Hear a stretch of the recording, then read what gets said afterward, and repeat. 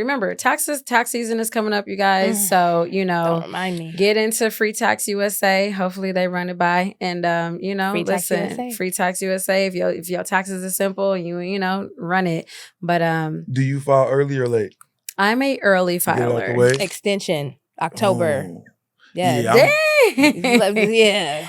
No, I need mine's done out my hair. Well, see, I always have to pay, so I don't look forward to taxes like other people do. I'm like, man, I'll see y'all for. That's why I got to get these loopholes. Hey, and there are some loopholes. I'm going to study the tax code this year. I want to learn the tax code. Yeah. There has to be some things in there that we can leverage and put to work for us. You should take a tax preparer course to be a licensed tax preparer, and not that you're going to do that, but just for the knowledge. Come on. I thought about that Come too on. because I've done a few, but I feel like to really be good at it, I just want to learn the code, and then I can go and sit down with somebody and they can handle the heavy lifting. I don't want to. And when you get in there, you can talk with some knowledge. Exactly. Don't play. Yeah, I need you to hold on, check your understanding. Right. Make sure And we doing it right. what I don't like is when you go to a tax preparer, if the taxes come back wrong, they dock the person. How you dock me? I don't know about taxes. I went to this person that's licensed and they did it. I trusted what they said because and now you're talking about I owe more money. I don't like that policy. Who you going to this got you messed up? We need to get you somebody new. Oh, that ain't never happened to me. Not now, but prior, yeah, it's always something. Were you going to like H&R Block? First of all, don't get at H&R Block. I have used H&R Block in the past. You put all of that energy on H&R Block. All I just said was I like how you said it. I didn't say it no way. I didn't say it no way. H&R Block is fine, but hold on, let me tell you. The more money you make, can I tell you a horror story? Yeah, so now I'll do that. Okay. So can I tell you a horror story? I've had a few. Go ahead. Listen, when I was low, check me out. You remember how you don't remember how I receive. Remember how you could drive by and see the Liberty tax people with the tax? Oh, they out in there in the Hidden Hills? I know they're not out there in the Hidden Hills. They're not rotating those sides in the Hidden Hills. Come on. Can't take him nowhere at all. But you know what I mean, right? Yes. So back then when they got me, they had to come into your taxes. We'll give you $50 cash, okay. and I needed an eighth. I wanted an eighth, right? So I go in here thinking I'm doing something, and I do my taxes. They run the taxes. You gonna get whatever back. Cool. Everything sound legit, right? So I'm hawking the website. I'm logging in every day. I'm trying to see when them. They give you the three. Don't laugh for Shay. Don't laugh. The little 3 bars they give you to let you know. I'm trying to see what's going on. Where we're at in the progress. Hey, they got it approved. Come on, what we doing? That's like you down bad. Hey, listen, come on, right? So I'm going to the website and I'm typing in the number they gave me that I would receive, right? But so they're like, oh, this don't match. So I'm like, I call the lady. I said, hey, I'm putting in, let's say it was 1,000 that I'm supposed to receive, and nothing's coming back. She's like, oh, let me get your file. She's like, type in 2,600. I said, time out. I said, why is it 2,600 and I'm only getting 1,000? She's like, we charge you 1,600 to do your taxes. Yes. What? Yes. That's why I go to Free Tax USA. Listen, because I could have went to jail for terrorist threats that day. Because wait a minute. There's so many things wrong. I know, but no, they do. They didn't ask. Those type of companies get you. No, no, I didn't. My mom, and listen again. I've given you guys over on you. Stories of how I just really believe in listening to your parents, right? Because my mom told me before I left, she said, "Hey, make sure you ask them what they're charging you." Like, why would you go to a place and not ask them how much they're charging you? Yeah, I wanted the 50, and I was trying to get up out their face. I was down That's the bad. problem. That's the problem. They see how much you're getting back, and they will take half of that just to be like. Me. I was high. Yeah, you really got to watch out for those companies. And they had to lock the door. But listen. Yeah, man. Listen, right on Vermont and King, that's where they was at. Let me tell you, Free Tax USA, you do it by yourself. It's very, very simple. You just do box 1, put the numbers in box 1 and box 1. Box 2, put the numbers here. Box 3, so forth and so forth. They only pay you, they charge you like $14.95. And that's just for, I want to say federal or state. Federal's free, state is $15 and you're done. Okay. And you get all your money.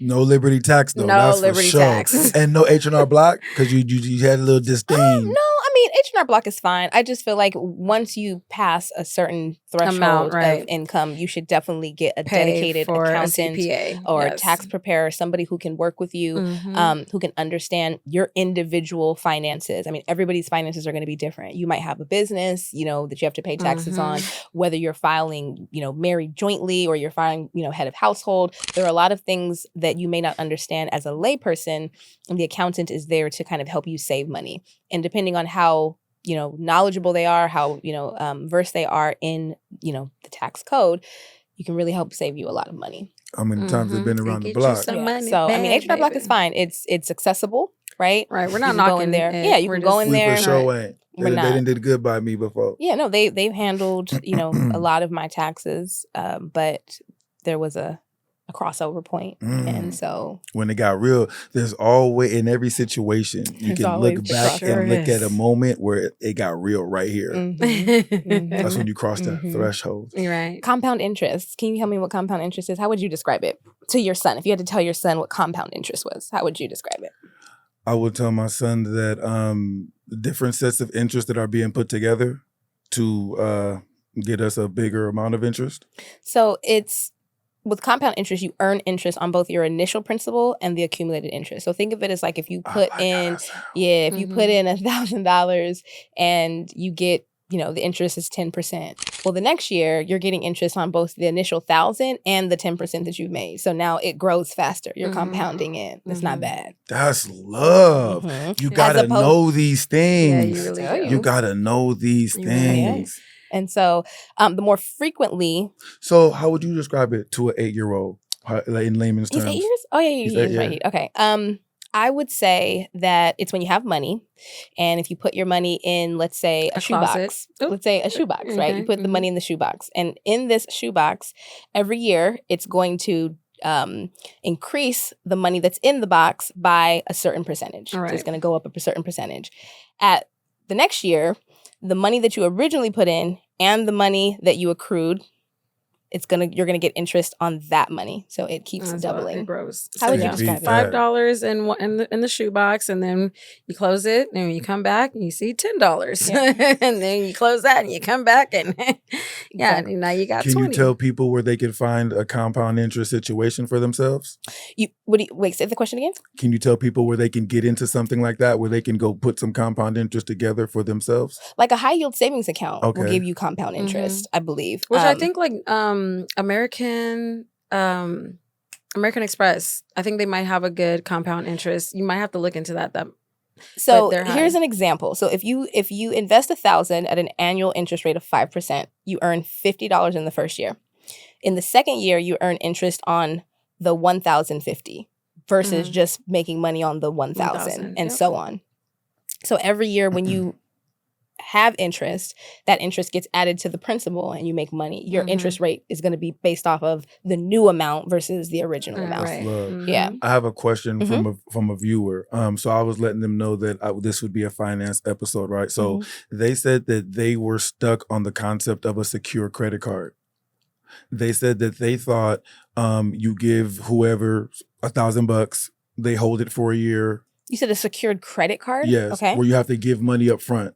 So basically you give up a certain amount and they give you, let's say you give them 1,000, they'll give you a credit line of 1,000. But this 1,000 over here, you can't touch. In case you default on your credit card, we got it secure over here. Well, let me tell you what came up. So a secured credit card is a type of credit card that requires a cash deposit as collateral to open the account. This deposit acts as security for the lender and typically determines your credit limit. Secured credit cards are designed for people with little to no credit history or those looking to rebuild their credit. So just based off of reading that, so how I understand it is you're going to put this money up, $1,000, right? You can spend money on that, right? It's going to deduct, and then you put the money back. Yes. But that initial 1,000 is that's what helped you held. open it. It's held as a security. So if you, let's say you got $900 and you're not making payments, we've got that 1,000 to cover the cost of the no matter what. Exactly. And keynote to low credit or trying to build credit. So that's why they're not giving you a line of credit to begin with. So that's why you're putting down $1,000 because technically it's like they want to trust you.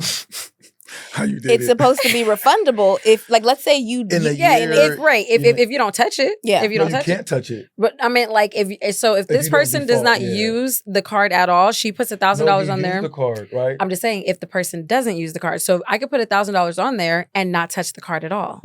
You see what I'm saying? To make sure we good. And then that way it's refundable because you didn't use any of it. Sure, you can get your money back. Or you could put the $1,000 on it, use it. The goal is that you pay on it. And when it comes down to like building up your credit, number one, you have to pay every single payment.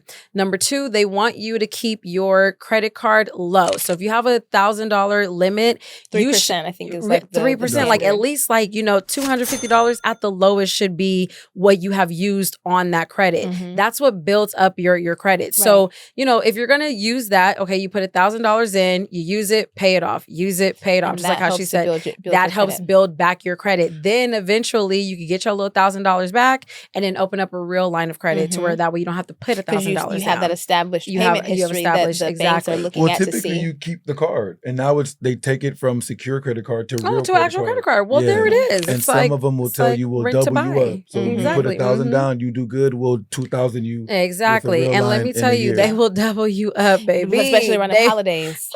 Oh, girl! Would you say that a secure credit card is a nice way to reestablish some credit? Yeah, absolutely. I mean, so. I've never used it, but yeah, I would definitely use it. Any way to you got to build credit. And that's all with a secured credit card, you have to pay your balance monthly. In full?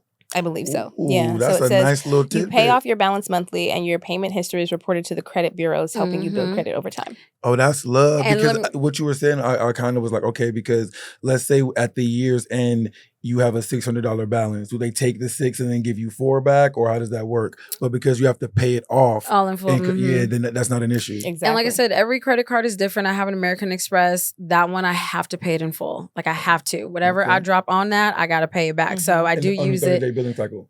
Every 30-day billing cycle. They in. Right, but I love it though. Yeah. Because that builds up my credit. Exactly. In American Express, can I just give you a fun fact? We love you. A lot of places. We love you. Hey, Max. A lot of places don't take American Express because American Express backs their customer 100%. I went into a shoe store and there was a sign, we don't take American Express. And to me, American Express is a prestigious card to hold. Absolutely. So I'm like, why wouldn't you take that? She said a guy came in and purchased $2,000 worth of shoes. Told American Express it wasn't me. She said we sent video, voice recording, receipts, and they still said we ain't paying it. I said, well, that's how you want somebody to back you. No, if honestly, they will call me like, are you in this city or in this state? Like, they know I'll be moving. But if I was like in one spot and then I like kind of jump into another spot and they were like, oh wait, who are you here? Like, I'm like, yeah, I'm here. It's me. Like, it's okay. Yeah. But yeah, they are best customer service. You get fanatical customer all service. The perks in the world. Like, and when I say like, I'm not really into like the points and the credits and the things that you get. I should. Because let me tell you, the perks on some credit cards, if you really utilize that, you could get free flights, free hotels. Listen, and Amex, y'all got the lounges at the airports that I can't get enough of. It's a vibe in there? What? Are you free everything? Come on. You've never been. We go. Hold on. Okay. Yeah. Some things are going to change. September? Yeah, absolutely. Some things are going to change. Yeah, because I have a platinum, so I can bring anyone in for free. Me too.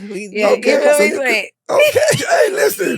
We're here. That's one thing. Listen. One thing I want to share, a strategy that I use that I think everybody should, consider or think about is the way I use my credit card is this. So I primarily use my American Express cards or my Apple card.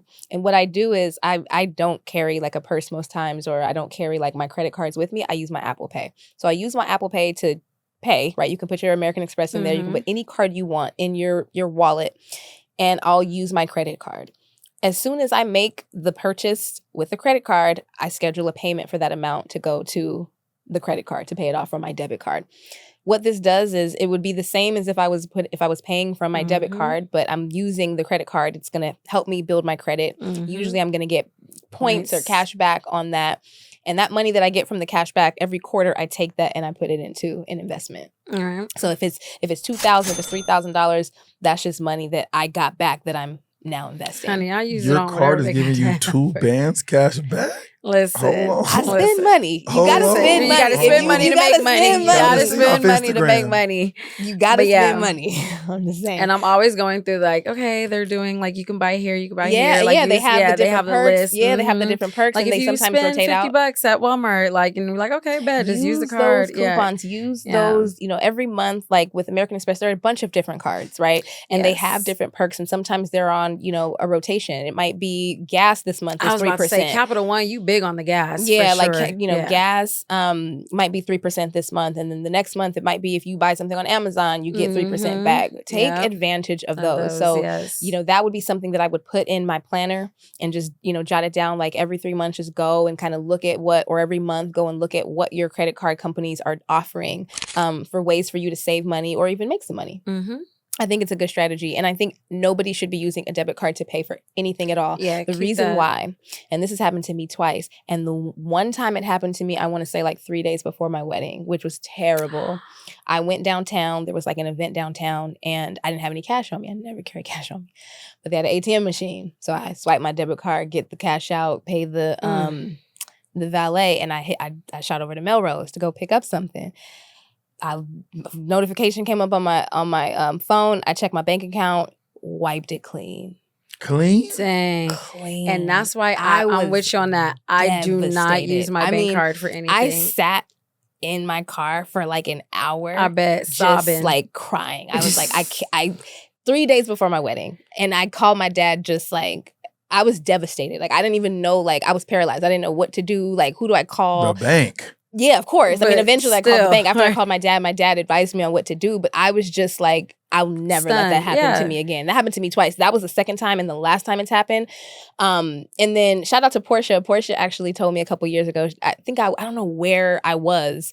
She was like, I hope you're not using your debit card. You need to use your credit card. Yes. And we had this whole conversation about the reason why you should never use your debit card. And that's the piggyback on to what he was saying about American Express, which is why I always use my American Express as well, is because anything that looks faulty or shady, run it and they're going to charge it back with no hesitation. For me, I'm with businesses. And this is something that I just started instituting because what I don't like, and because social media is, social media be getting me. Like I will scroll and just start buying stuff. And sometimes there are vendors on there that are not real. Like they're not real vendors, or they're copying off of another company, and it's somewhere overseas, and it's going to take a while to get to you. If you don't ship my product in 2 weeks, I'm charging it back. If I eventually get it, y'all can sort that out. They can give you your money back. But me personally, if I don't see a ship notification or a tracking number within 2 weeks of the time that I purchased it, I'm charging it back. So just so y'all know, I'm not mad at you. I'm charging it back because I don't want to wait for a month or a month and a half. You might forget about it by then. No, I'm not gonna forget. I'm not gonna forget. I monitor my finances. Like I'm very much so in tune with what I have, what's coming in, what's going out. If you are not actively monitoring your finances, you really should. You need to be monitoring your finances.